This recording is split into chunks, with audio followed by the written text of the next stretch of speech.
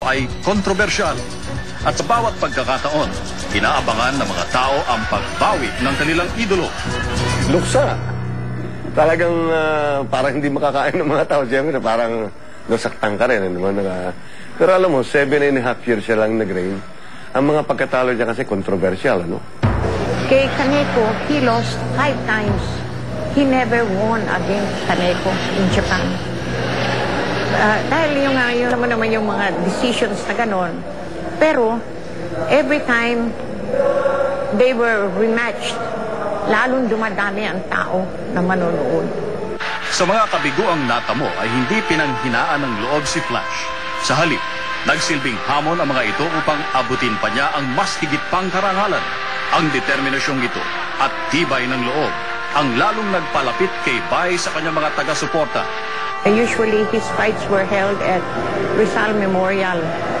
Ngayon, kuminsan yan, talagang wala ng paglagyan ng tao. So they had to close the gates. And the people were angry. Sabihin ng mga tao, magtitinda kayo ng ticket. Baka tapos wala nang hindi nyo naman tanggapin ng tao.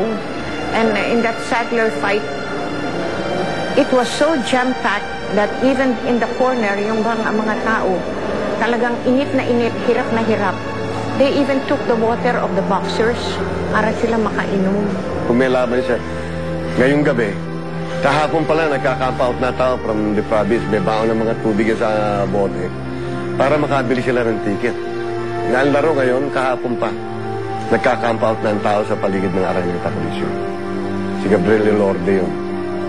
Talagang parang Diyos talaga sa mga tao. Ang dami natin naging world champion because parang following the lead of Flash Elorde, no? Nagkaroon ng Pedro Adigue, nagkaroon tayo ng Herbito Salavaria, nagkaroon tayo ng Rene Barrientos, fighters who became world champions during that 60s era ni Flash Elorde, no?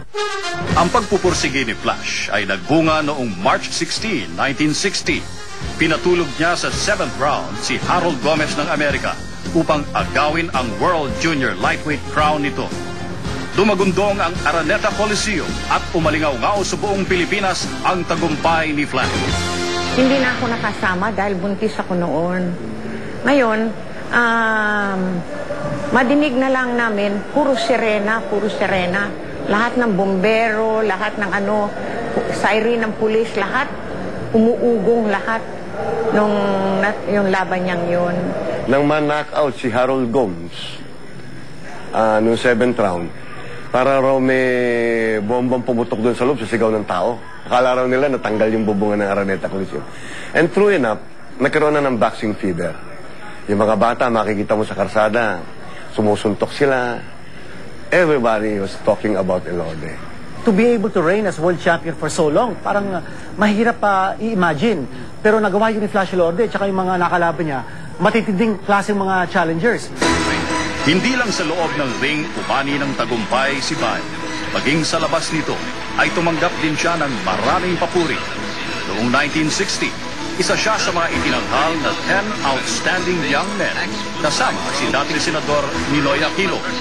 Kabilang din sa mga parangal na iginawad sa kanya ay ang Golden Heart Medal mula kay dating Pangulong Diosdado Macapagal at ang President Carlos P. Garcia Bel. Sa kabila ng lahat ng kanyang katanyagan, nanatiling mapagkumbaba si Bay at matulungin sa mga kapuspalan. Bagay na higit pang nagpamahal kay Flash sa kanyang mga kababayan. Well, he loves the people and the people love him. And yung effect niyan, even after he died already, no? Pag meron kaming nasa lubong na tao at nalaan na pamilya kami ni Elorde, ni Bay, they try to help us. Pag nalaan na pamilya kami ni Bay, binibigyan kami ng courtesy.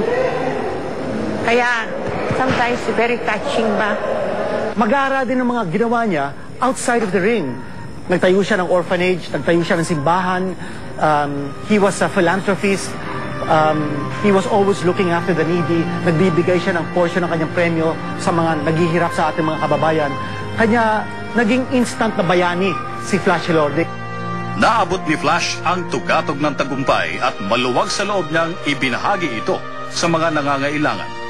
Gayunman, ang lahat ng tagumpay, gaano man katamis, ay may katapusan din. At ang bawat mandirigma, gaano man siya kahusay, ay napapagod rin. Hindi kaiba si Bay. Noong June 15, 1967, sa edad na 32 at makaraan ang mahigit 100 pakikipagsagupa sa loob ng ruwedang parisukan. Naagaw sa kanya ang corona at di na niya ito muling nabawi pa. Hindi rin nalagpasan ni Bay ang kanyang pakikipaglaban sa cancer. At noong ika-2 ng Enero taong 1985, nagluksa ang bayan ng siya ay bawian ng buhay. Sa pagpanaw ni Bay, nag-iwan siya ng pamana sa bayan. Hindi ito ang di mabilang na korona, tropeyo, medalya o parangal na kanyang inani, kundi ang mga ginintuang aral na ibinahagi niya sa kanyang kapwa at mahal sa buhay. Ang pagmamahal sa napiling karera at sa kapwa-tao. Hindi mo mabibilang ang kagandahan loob niya. Talagang ano. Tsaka nagpapapasok siya ng mga boxer doon na tinuturuan, libre. Siya mismo nagtuturo sa kanila. Boxer ka sa probinsya, pumasok ka doon, pakakanin ka, libre, tuturo ka mo. We already had the chance to become American citizens. Pero sabi niya, wag, uuwi tayo. Dahil, sabi niya ganyan, mas maganda ang buhay sa Pilipinas. Maski ka mahirap, maganda ang buhay mo. Kung iisa ang damit mo, pag nilaban mo ng gabi, the next day you can wear. 21 taon nang patay si Flash, subalit nananatili siyang buhay sa isipan ng mamamayang Pilipino. At sa kanyang alaala, ipinagpapatuloy ng kanyang budihing asawa at mga anak ang kanyang misyon sa buhay, ang pagtulong sa mga hikahos at pagbigay ng masisilungan sa mga kabataang nais sumunod sa yapak ni Bay Gabriel Flash Elorda.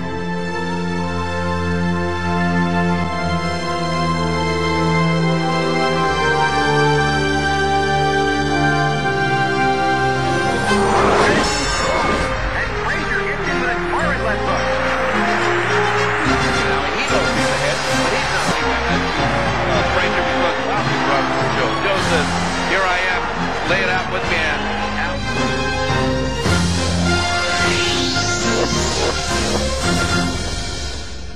Ngayong bagong taon, isang mensahe para sa bayan.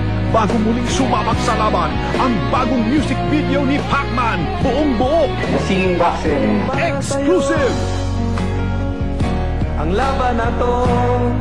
Sports Unlimited after Sabado Movie Crate.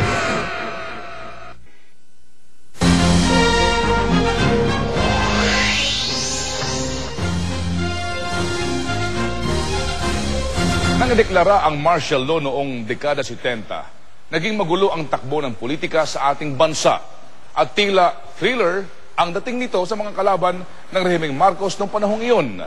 Samantala, sa larangan po ng boxing, thrilla in Manila naman ang hatid ng bakbakang Joe Frazier laban kay Muhammad Ali. Ito po ang labang nagbandera sa Pilipinas bilang isa sa tinaguriang sports capital ng mundo.